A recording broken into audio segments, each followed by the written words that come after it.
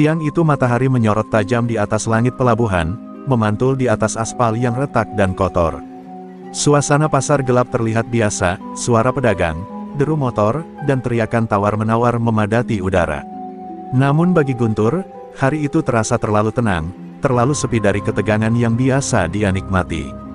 Dia berdiri di bawah bayang-bayang warung reot, merokok dengan tatapan tajam, mencari sasaran empuk untuk dipalak. Hari ini dia butuh uang lebih, bukan untuk hidup, tapi untuk memuaskan rasa haus akan rasa takut dari orang-orang lemah. Langkah kaki Guntur terhenti ketika dia melihat sebuah mobil sedan hitam elegan berhenti perlahan di sisi pasar. Mobil itu terlalu bersih, terlalu mewah untuk tempat seperti ini. Dari dalam keluar seorang wanita bergaun hitam ketat, rambut diikat sederhana, dan mengenakan kacamata hitam. Ia melangkah dengan tenang, elegan, tapi aura dingin mengelilinginya seperti kabut. Tak ada pengawal, tak ada yang menemaninya. Bagi Guntur, itu bukan tanda bahaya, itu adalah undangan. "Woi, Neng, cakep juga. Tapi jangan sombong di pasar kami, ya," seru Guntur sambil mendekat, suaranya dibuat lantang. Anak buahnya mulai mengepung perlahan. Wanita itu berhenti, memalingkan kepala perlahan, tapi tak berkata apa-apa. Tatapannya dari balik kacamata seperti menembus dada Guntur, tapi ia mengabaikannya. "Cuma butuh ongkos lewat, Neng. 100.000, anggap aja pajak." Wanita itu menghela napas pelan, seolah lelah, lalu membuka tas tangan kecilnya. Dia mengeluarkan dompet kulit, menarik selembar 100.000, lalu menatap Guntur tajam. "Ini," suaranya lembut, tapi mengandung racun. "Untuk pemakaman kalian nanti." Ia melempar uang itu ke tanah, dan berjalan begitu saja melewati mereka, seakan Guntur dan anak buahnya tak lebih dari debu. Guntur mendesis, menahan emosi. Kurang ajar, ia hendak menarik tangan wanita itu, tapi begitu ia menyentuh lengannya, wanita itu berhenti. Seketika, dua pria tak dikenal muncul dari kejauhan. Mereka tidak bersenjata, tidak berteriak, tapi hanya berdiri menatap dari kejauhan dengan jas hitam dan tatapan maut. Dalam sekejap, udara berubah. Suasana pasar yang tadi ramai tiba-tiba membeku, seolah semua orang merasakan aura bahaya yang baru saja terbit. Wanita itu menatap Guntur sekali lagi sebelum berkata dingin, "Kau akan menyesal, tapi bukan hari ini." Lalu dia melanjutkan langkahnya dan masuk kembali ke dalam mobil. Mobil itu pergi perlahan, tidak terburu-buru, seakan waktu berada di bawah kendalinya. Sementara Guntur berdiri kaku, tatapannya kosong, tangannya gemetar. Ada sesuatu yang salah, sangat salah. Tapi egonya menutup rasa takutnya. "Gila tuh orang, siapa sih dia?" tanya salah satu anak buah Guntur. Guntur tak menjawab, tapi dalam benaknya, suara wanita itu terngiang jelas, seperti suara lonceng kematian yang berdentang perlahan. Ia mengira itu hanya wanita sok kaya yang belagu. Yang tak dia tahu, dia baru saja menyentuh istri dari lelaki yang paling dibenci oleh kematian itu sendiri. Dan hari itu, siang yang terlalu tenang, menjadi awal dari badai neraka yang akan meluluh lantakkan kehidupannya. Malam turun perlahan, menyelimuti kota pelabuhan dengan kesunyian yang mencekam. Di sebuah penthouse mewah yang menghadap langsung ke laut, Clara duduk di depan cermin, melepas anting berlian dari telinganya dengan gerakan tenang. Di belakangnya, bayangan seorang pria muncul dari balik pintu. Tubuhnya tegap, wajahnya dingin tanpa senyum, dan sorot matanya lebih tajam dari pisau sembelih. Dialah Adrian Salim, nama yang diucapkan dengan berbisik oleh para pembunuh bayaran, dan ditakuti bahkan oleh polisi yang korup sekalipun. Clara hanya berkata pelan, tanpa memandang suaminya. "Tadi siang, seorang preman memegang lenganku. Dia minta 100.000, dan menyebutku, Neng." Kalimat itu terdengar biasa, namun di telinga Adrian, itu seperti tembakan di dada. Napasnya berhenti sesaat, tangannya mengepal, dan sejenak ruangan itu seolah kehilangan oksigen. Lalu ia duduk di kursi kerjanya, membuka laptop, dan mengaktifkan jaringan pengawasannya. "Lokasi?" tanya Adrian singkat. Clara menjawab, "Pasar gelap pelabuhan. Gang Utara." Adrian menekan beberapa tombol, lalu muncul wajah buram dari CCTV jalanan, sosok Guntur dan anak buahnya. Ia memutar ulang, memperbesar gambar, dan menatapnya dengan sorot tajam penuh pembacaan psikologis. "Tampang sok jago, miskin, tapi pongah," gumamnya.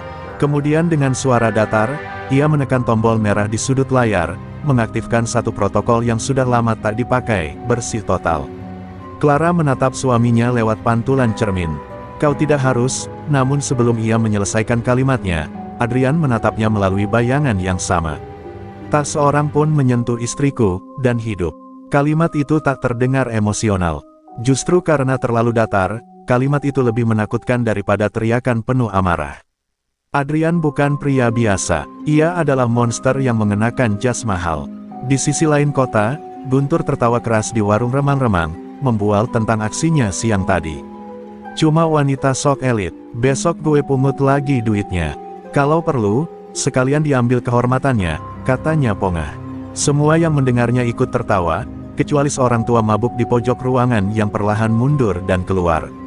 Wajahnya pucat pasi, ia kenal wanita itu. Ia pernah lihat Clara berdiri di samping Adrian di pemakaman massal yang dihadiri seluruh bos mafia Jakarta. Dan sekarang, Guntur sedang bercanda dengan ajalnya sendiri. Beberapa jam kemudian, di sudut kota, suara tembakan membelah malam. 3 orang ditemukan tewas, dengan tubuh dimutilasi rapi dan simbol naga merah dibakar di dada mereka. Tidak ada saksi, tidak ada suara, hanya darah dan simbol. Polisi datang, tapi pergi secepat mereka datang. Mereka tahu, ini bukan ranah hukum, ini ranah Adrian. Sementara itu, di ruang kerjanya, Adrian menyalakan sebatang cerutu. 1 menyentuhmu, 100 akan menderita, bisiknya pada Clara, yang hanya tersenyum tipis. Dalam dunia mereka, cinta bukan tentang bunga dan kata manis. Cinta adalah tentang siapa yang rela mengirimkan neraka kepada dunia demi 1 sentuhan yang salah. Dan malam itu, kota mulai mencium bau darah, padahal hujan belum turun. Pagi hari di pasar gelap pelabuhan, kabut masih menggantung di antara bangunan reyot dan tumpukan peti kemas. Tidak ada yang menyadari bahwa malam tadi, maut sudah menyapu sebagian sudut kota. Guntur bangun dengan kepala berat dan napas berbau alkohol, melangkah keluar dari rumah kontrakan kumuhnya sambil menggaruk kepala. Tapi langkahnya terhenti ketika ia melihat kerumunan warga di ujung gang. Matanya menyipit curiga. Apa lagi nih? Gumamnya sambil berjalan mendekat. Saat Guntur tiba, semua orang hening. Di tengah jalan becek itu, tergeletak 3 mayat anak buahnya, Togar, Ucup, dan Naim. Tubuh mereka seperti tidak manusiawi, perut sobek, mata dicungkil, dan yang paling mengerikan, dada mereka dipenuhi luka bakar berbentuk naga. Guntur mundur 1 langkah, wajahnya pucat. Ia belum pernah melihat kematian sekejam itu, bahkan dari musuh geng paling sadis sekalipun. Tidak ada darah berceceran, semuanya bersih dan rapi, seperti dibunuh oleh tangan ahli. Seorang pedagang tua memegang lengan Guntur dan berbisik ketakutan, sudah lihat simbol itu. Itu naga merah, lambang Adrian Salim. Astagfirullah, kau main-main dengan kematian, Guntur. Guntur hanya bisa menatap kosong, tubuhnya gemetar pelan. Itu cuma wanita, bisiknya, mencoba menyangkal realitas yang perlahan menusuk jantungnya. Tapi di dalam pikirannya, 1 nama mulai terdengar seperti gema neraka, Clara. Tak butuh waktu lama, berita penyiksaan brutal itu menyebar di dunia bawah tanah. Geng kecil yang biasanya menyembah Guntur mulai menjauh. Mereka mencium aroma bencana, dan tahu betul bahwa Adrian Salim bukan orang yang hanya memberi peringatan. Ia menghapus, ia mengubur, ia membakar sampai tak tersisa. Dan yang menyentuh Clara, bahkan jika hanya lengan kecilnya, akan dikutuk hingga akhir zaman. Guntur pulang dengan langkah goyah. Di dalam kamar sempitnya, ia membongkar laci tua dan mengambil pistol tua yang sudah berkarat. Kalau dia mau main kotor, gue juga bisa, katanya lirih, lebih seperti menenangkan dirinya sendiri daripada meyakinkan. Tapi jauh di lubuk hatinya, ada ketakutan purba yang mulai bangkit, ketakutan akan bayang-bayang yang mengintai dari balik kegelapan, siap menelan siapapun yang berani menyentuh seorang ratu di kerajaan neraka. Di gedung tinggi berarsitektur barat, Clara duduk di ruang kerja pribadi dengan secangkir teh dan buku puisi. Di hadapannya, layar besar menampilkan gambar CCTV pasar pelabuhan. Ia melihat wajah Guntur yang ketakutan, dan matanya mengamati seperti seekor elang menatap mangsa yang sudah kehilangan harapan. Dia belum belajar, ujarnya pelan. Beri dia 1 hari lagi. Adrian, yang berdiri di belakangnya, tidak berkata sepatah kata pun. Ia hanya mengangguk. Baginya, kematian bukanlah hukuman. Itu pembelajaran, dan Guntur akan diajari bahwa dunia ini punya batas-batas tak terlihat yang tak boleh dilanggar. Dan jika seseorang cukup bodoh untuk melangkahinya, maka darahnya akan jadi tinta untuk menulis ulang hukum ketakutan. Hari itu, pelabuhan terasa lebih sunyi. Tak ada suara musik, tak ada tawa preman, hanya angin laut yang membawa bisikan, bahwa sesuatu yang jauh lebih kejam dari polisi, lebih brutal dari geng, sedang mengincar. Dan namanya adalah balasan atas satu sentuhan bodoh. Malam kembali datang, membawa hawa dingin yang tidak biasa. Di sebuah bengkel terbengkalai pinggiran kota, Guntur duduk sendirian di bawah lampu temaram. Wajahnya lelah, mata sayu, dan tangannya tak henti menggenggam pistol tua yang ia temukan. Bukan karena percaya diri, tapi karena ia tak tahu lagi kepada siapa harus percaya. Teman-teman lama menghilang, telepon tidak dijawab, semua orang yang dulu menyanjungnya kini menolak menyebut namanya. Guntur tak lagi preman yang ditakuti. Ia hanya pria biasa yang tengah dikejar oleh bayangan yang terlalu besar untuk dilawan. Di luar, suara langkah kaki pelan terdengar mendekat. Bukan berlari, bukan mengejutkan. Justru sangat pelan, dan mengerikan. Guntur bangkit, membidik ke arah pintu, keringat dingin membasahi tengkuknya. Namun saat pintu dibuka paksa, tak ada siapa-siapa. Hanya udara dingin yang masuk, membawa selembar foto ke dalam ruangan.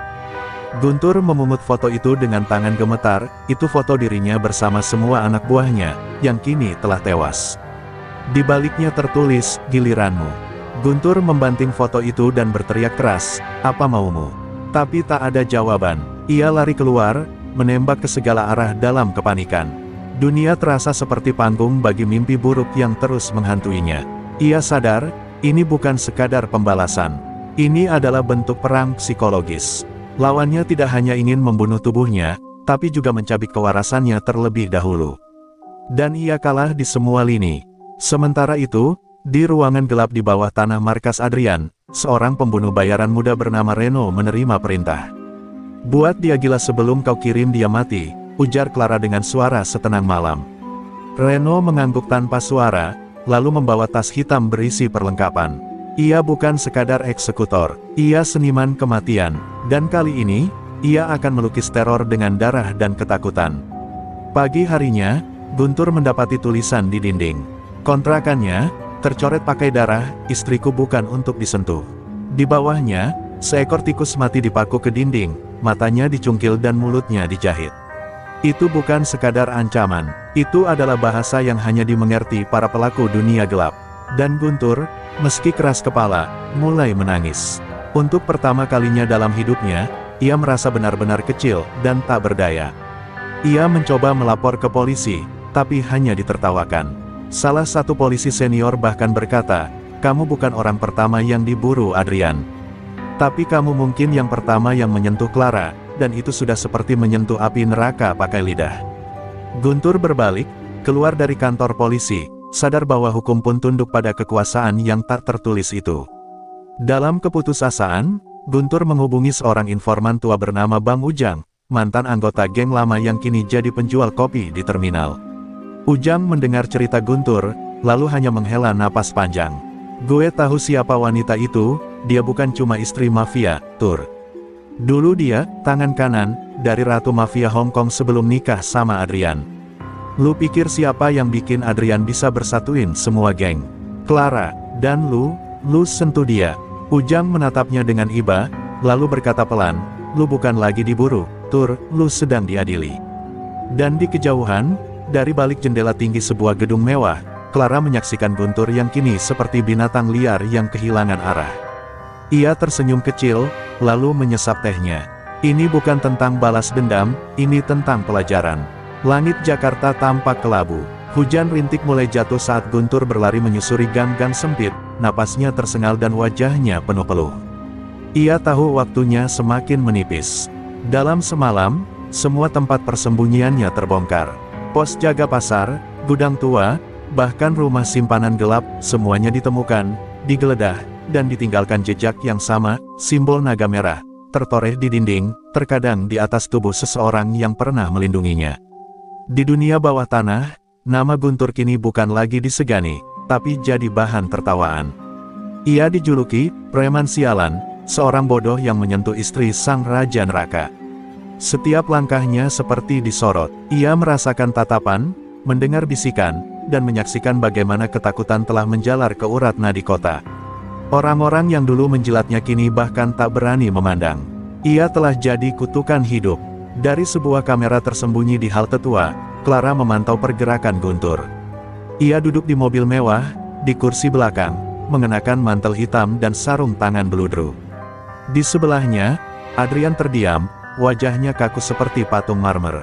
Dia lari ke utara, ucap Clara tenang. Tapi dia tidak kemana-mana.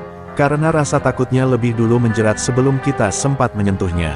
Adrian hanya menoleh sekilas, lalu menekan tombol di ponselnya. Satu nama muncul, Reno. Ia hanya berkata, saatnya. Lalu menutup sambungan. Reno, sang eksekutor muda, sedang berdiri di atap gedung tinggi, memegang teropong dengan senapan laras panjang terpasang di depannya. Ia melihat Guntur dari kejauhan, berlari, gemetar, seperti seekor anjing yang kehilangan majikannya. Namun belum saatnya peluru dilepas. Ia masih menikmati permainan ini. Sebab kadang, membunuh terlalu cepat hanya akan menghilangkan seni dari penderitaan. Sementara itu, Guntur mencoba menghubungi satu-satunya orang yang masih bisa ia percaya, kakaknya, Herman, yang kini jadi tukang parkir di pinggiran Bekasi. Tapi saat ia sampai di sana, Herman sudah tak bernyawa. Tubuhnya tergantung di pohon jambu, dengan kata-kata yang ditulis di dadanya menggunakan darah, ini baru permulaan. Guntur berteriak, memeluk mayat kakaknya, menangis seperti anak kecil. Namun langit tetap diam, seolah menyaksikan kejatuhan seorang pria yang terlalu sombong menyentuh takdir yang bukan untuknya. Clara menonton video kematian Herman dari layar tablet kecil di tangannya.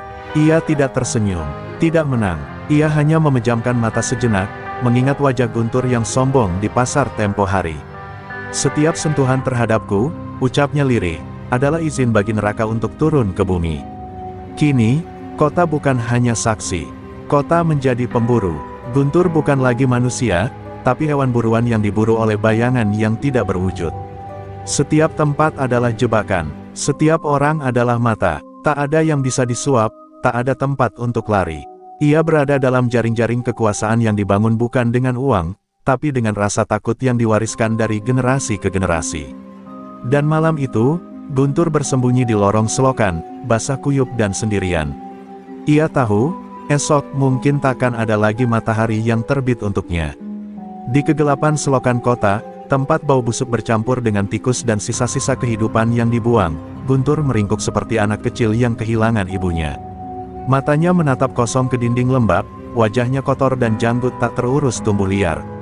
Sudah 3 hari ia tidak tidur, tidak makan, hanya minum air selokan dan mengandalkan sisa-sisa tenaga untuk tetap bernapas. Tapi malam itu, kenangan mulai datang, dan masa lalu yang telah ia kubur perlahan membuka pintunya. Dulu, sebelum menjadi preman pasar, Guntur adalah tangan kanan dari seorang bos kecil bernama Gino, yang pernah berseteru dengan kelompok Adrian. Saat itu, Guntur sempat terlibat dalam operasi penyelundupan senjata yang gagal total, dan akibatnya, satu keluarga anak buah Adrian tewas terbakar hidup-hidup. Namun entah bagaimana, Guntur berhasil lolos. Sejak saat itu, ia sembunyi dan membangun kekuatan dari bawah. Ia pikir, Adrian tak pernah tahu. Ia salah. Ternyata, kejadian memalak Clara bukan awal masalah, melainkan pemicu untuk membuka buku dosa lama yang belum pernah ditutup. Clara tahu siapa Guntur sejak pertama kali melihat wajahnya. Tapi ia diam, membiarkannya menyentuhnya, karena ia tahu, menyentuhnya berarti menandatangani surat kematian. Adrian tahu, tapi tidak pernah bertindak karena mereka menunggu waktu yang tepat, bukan untuk membalas, tapi untuk menghabisi seluruh jejak masa lalu. Di dalam markas bawah tanah, Reno menyalakan layar hologram yang menampilkan foto-foto masa lalu Guntur bersama Gino. Dia bukan preman sembarangan, ujarnya pada Clara dan Adrian. Dia bagian dari masa kelam, bagian dari luka. Clara menatap gambar itu lama, lalu berkata pelan, semakin kuat luka itu, semakin pantas untuk diiris perlahan. Adrian mengangguk tanpa suara. Mereka tak hanya akan membunuh Guntur. Mereka akan menghapus sejarah yang pernah mengotori kehormatan keluarga mafia naga merah. Guntur sadar dirinya bukan hanya sedang diburu karena satu sentuhan bodoh, ia sedang dikejar oleh bayang-bayang dari masa lalu yang dulu ia pikir telah hilang. Ia pun memutuskan satu hal, tidak akan lari lagi. Dalam keputusasaan dan rasa bersalah, ia mencari satu-satunya orang yang bisa membantunya, Bima, sahabat lamanya, mantan Algojo Gino yang kini tinggal di pinggiran Bogor sebagai petani. Saat Guntur tiba di sana dengan tubuh lemah dan mata merah, Bima hampir tak mengenalinya. "Kau bukan Guntur yang dulu," ujarnya. Guntur menangis, berlutut di tanah, memohon perlindungan. Tapi Bima hanya menatap langit, lalu berkata, "Kalau mereka sudah turun tangan, langit pun tidak bisa menyelamatkanmu. Tapi aku bisa memberimu sesuatu, kesempatan untuk mati dengan cara yang kau pilih." Bima memberikan sebuah koper kecil berisi pistol Glock, satu pisau belati, dan sebuah amplop kuning. Isinya semua data hitam tentang operasi lama kalian. Kalau kau cukup berani, kau bisa berbalik menyerang mereka, tapi satu hal, Tur, jika kau gagal, neraka akan terlihat seperti surga dibandingkan dengan apa yang akan mereka lakukan padamu. Dan malam itu, di tengah sunyi pegunungan, Guntur menatap ke langit untuk pertama kalinya sejak diburu. Di matanya tak ada lagi rasa sombong, hanya ketakutan, dan amarah yang perlahan berubah jadi dendam. Ia tak ingin lari lagi. Jika ia akan mati, maka ia akan menyeret seseorang bersamanya ke neraka. Malam itu, sebuah mobil hitam berhenti di depan pondok reot tempat Guntur bersembunyi bersama Bima. Tak ada suara mesin keras, hanya deru lembut yang terasa seperti bisikan maut. Seorang pria muda berpakaian rapi turun, meletakkan sebuah kotak kayu kecil di atas tanah, lalu pergi tanpa mengucap sepatah kata pun. Guntur keluar perlahan, pistol di tangan. Ia membuka kotak itu dengan tangan gemetar. Di dalamnya, sebuah undangan hitam berukir tinta emas, Hotel Fortuna. Suite 1707. Datanglah malam ini, sendirian. Di bawahnya, tertulis satu nama yang menghantui napasnya, Clara Salim. Bima membaca undangan itu dengan wajah muram. "Ini bukan undangan biasa, Tur. Ini bukan jebakan. Ini semacam pengadilan terakhir. Kalau kau datang, artinya mereka siap mendengarkanmu. Tapi sekali kau buka pintu itu, hidupmu bukan milikmu lagi." Guntur menatap sahabatnya, matanya merah dan lelah. "Gue udah mati sejak sentuh dia, Bim. Gue cuma belum dikubur aja." Ia memeluk Bima singkat, lalu pergi tanpa menoleh lagi. Hotel Fortuna berdiri megah di tengah kota, bagai istana di dunia nyata. Lampu-lampunya menyala tenang, seperti tahu bahwa malam itu akan menyambut tamu istimewa, seorang lelaki yang hidupnya hanya tinggal dihitung detik. Guntur masuk ke lobi, bajunya kusut, wajah penuh luka. Para pegawai hotel hanya menunduk hormat, tidak ada yang berani bertanya. Mereka tahu siapa yang menunggu di lantai 17. Saat pintu lift terbuka, lorong sunyi menyambutnya. Langkah Guntur terasa berat, namun pasti. Di depan pintu 1707, ia berhenti, menarik napas panjang, dan memutar gagang pintu. Di dalam, ruangan mewah dengan cahaya temaram menyambutnya. Clara duduk di sofa kulit, mengenakan gaun merah darah, rambutnya digelung anggun. Di sampingnya berdiri Adrian, mengenakan jas hitam, tangannya menyentuh gagang tongkat perak berbentuk naga. Guntur berdiri di tengah ruangan, menatap dua sosok yang selama ini memburunya. Suara Clara pelan tapi menusuk, "Kau datang juga. Kukira kau akan mati di selokan." Guntur mengangguk pelan, mencoba menyembunyikan ketakutan di balik wajah lelah. "Gue cuma mau tahu satu hal, kenapa gak langsung bunuh gue?" Adrian tersenyum tipis, lalu menjawab, "Karena kematian itu terlalu mudah. Kami ingin kau sadar, bahwa kau hidup terlalu lama untuk sebuah kesalahan yang kecil." Clara berdiri, mendekati Guntur. Matanya menatap dalam, menusuk jiwa. "Saat kau menyentuhku di pasar, itu bukan masalah bagi kami. Tapi saat kami tahu siapa kau, masa lalu yang kau kira telah mati, barulah semuanya berubah. Kau adalah luka lama, dan kami tidak pernah membiarkan luka tetap terbuka." Clara lalu menyerahkan sebuah foto ke Guntur, foto dirinya saat masih bersama Gino, di masa lalu. Bukti bahwa mereka tahu segalanya sejak awal.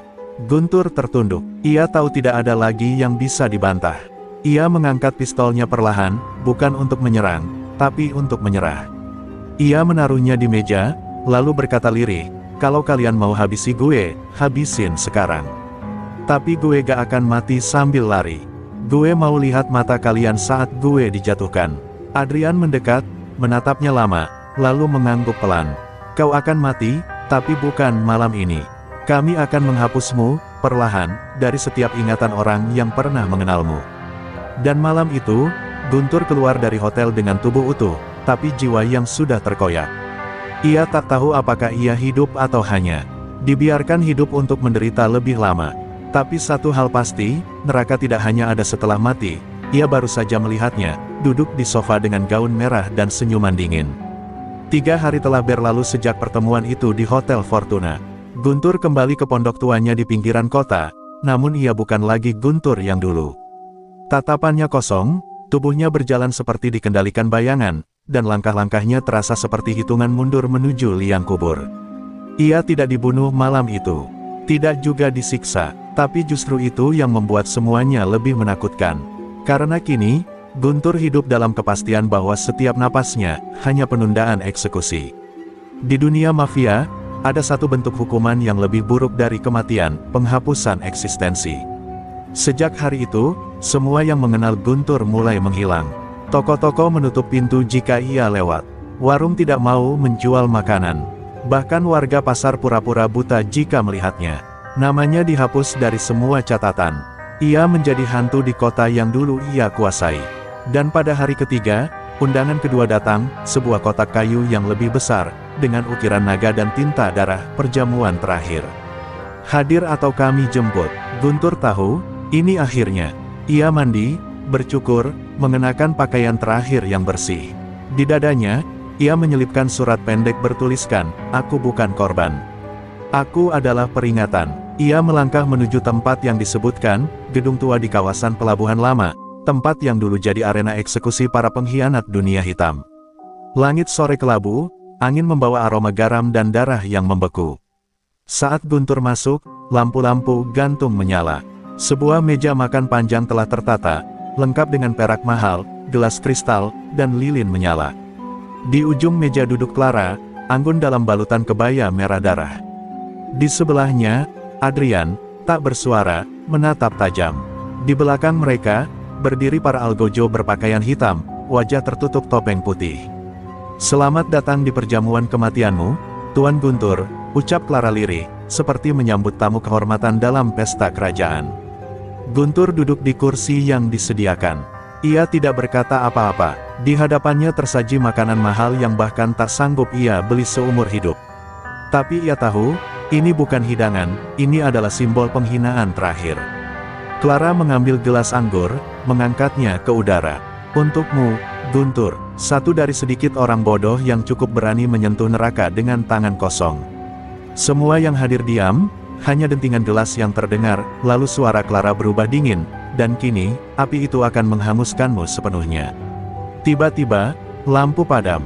Saat nyala kembali, Guntur telah dikelilingi oleh 4 pria bertopeng.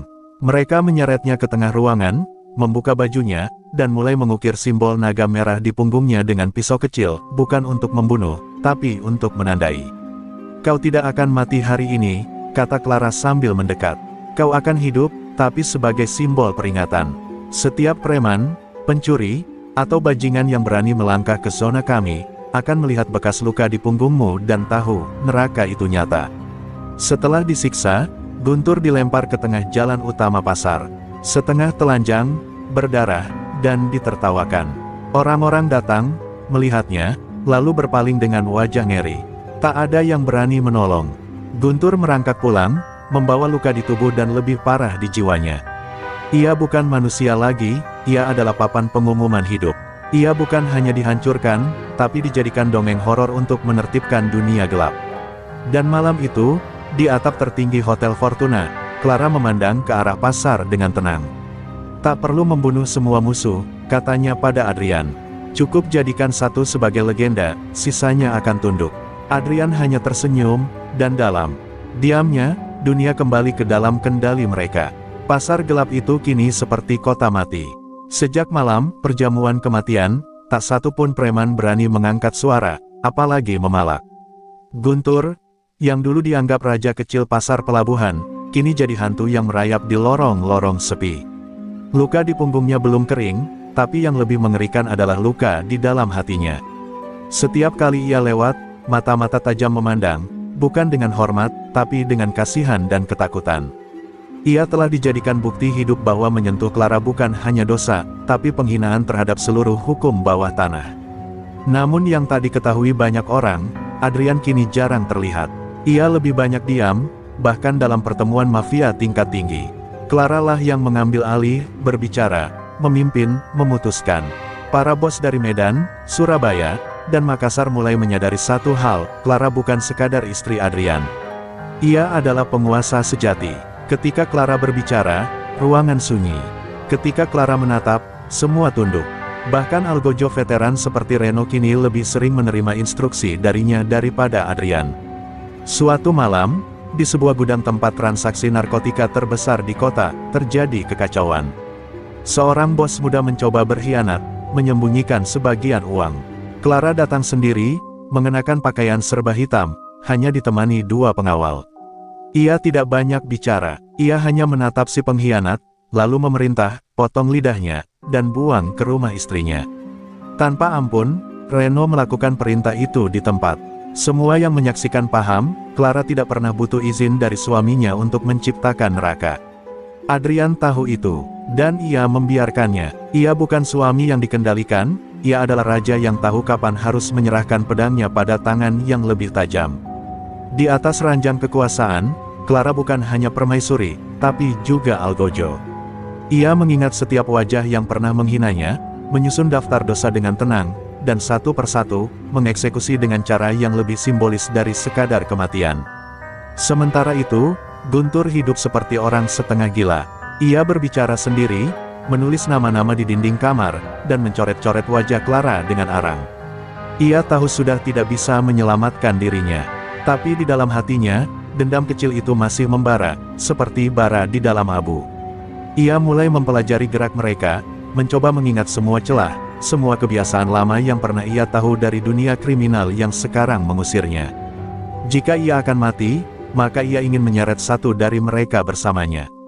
Clara mulai mencium jejaknya. Ia tahu Guntur belum benar-benar mati. Tapi ia tidak khawatir. Baginya, Guntur adalah luka terbuka yang ia biarkan bernanah.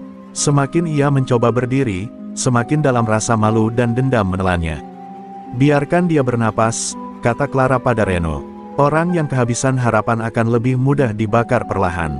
Di ruang pribadinya, Clara menatap cermin dan melepas perhiasan satu persatu. Di balik penampilan mewah dan senyuman lembut, tersembunyi sejarah panjang, masa kecil yang dibesarkan dalam kekerasan, ditinggal orang tua, dilatih oleh wanita mafia Hong Kong, dan dibentuk menjadi senjata bernyawa. Aku bukan ratu, bisiknya pada bayangannya sendiri. Aku adalah neraka itu sendiri. Dan malam itu, langit kota terasa lebih berat. Karena di bawah gemerlapnya, ada seorang wanita yang bukan hanya istri dari mafia paling kejam, tapi pencipta dari semua ketakutan yang pernah ditakuti para pria paling bengis. Hujan turun deras malam itu. Jalanan kota terendam air, tapi tak ada suara yang lebih keras dari detak jantung Guntur. Ia berdiri di atap sebuah gedung tua, menatap ke arah Hotel Fortuna, tempat semua teror itu berakar, tempat Clara memahkotai dirinya sebagai Dewi Neraka. Di tangannya, tergenggam erat bom rakitan sederhana yang ia pelajari dari kenalannya di masa lalu. Ia tahu peluangnya nyaris nol. Tapi bagi Guntur, malam ini bukan tentang membunuh, ini tentang membuat dunia tahu bahwa ia pernah ada. Sementara itu, di dalam ballroom Hotel Fortuna, Clara sedang mengadakan jamuan rahasia dengan para pemimpin sindikat Asia Tenggara. Ia tampil sempurna, gaun merah menyala, senyum manis, dan aura yang mematikan. Semua orang mendengarkannya, seperti murid mendengar gurunya. Adrian duduk di sisi ruangan, tak banyak bicara, membiarkan istrinya memimpin dengan ketenangan seorang jenderal perang yang sudah memenangkan semua pertempuran sebelum perang dimulai. Tapi tiba-tiba, lampu bergetar. Sinyal komunikasi terputus. Reno menerima pesan anonim, waktunya membayar. Ia langsung berdiri, menatap layar kamera keamanan. Guntur sudah ada di atap, tepat di atas ruangan tempat jamuan berlangsung. Reno segera bergerak, tapi ia tahu, mungkin sudah terlambat. Guntur menatap ke bawah, air mata bercampur air hujan. Kalian semua lupa bahwa yang kalian injak itu manusia, bisiknya. Dan malam ini, manusia terakhir yang kalian hancurkan, akan membuat kalian mendengar suaranya. Ia mengangkat pemantik, tapi sebelum sempat menyalakannya, satu peluru bersarang di dadanya. Reno muncul dari balik bayangan, senapannya berasap. Guntur roboh. Bomnya tak meledak, tapi saat tubuhnya jatuh ke lantai, ia tersenyum, karena di tangan kirinya, masih tergenggam erat foto lama, foto dirinya bersama Gino, bukti masa lalu yang kelam. Dan di saat-saat terakhirnya, ia tahu, walau kalah, ia telah membuat Clara mengingat bahwa bahkan kekuasaan terkuat pun punya lubang kecil, dan itu bernama dosa masa lalu.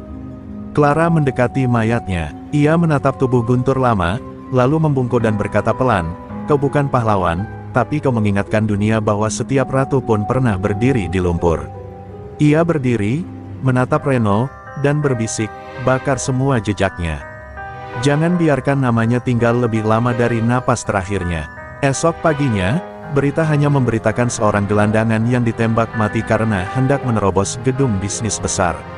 Tak ada nama, tak ada sejarah. Guntur dihapus dari dunia, bukan hanya tubuhnya, tapi ingatannya. Orang-orang kembali hidup seperti biasa.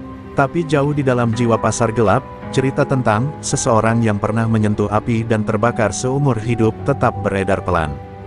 Hanya sebagai bisik-bisik, dan kota kembali belajar diam. Karena mereka tahu, dalam dunia gelap ini, kadang yang paling harus ditakuti, bukan laki-laki bersenjata, tapi seorang istri yang tak tersentuh.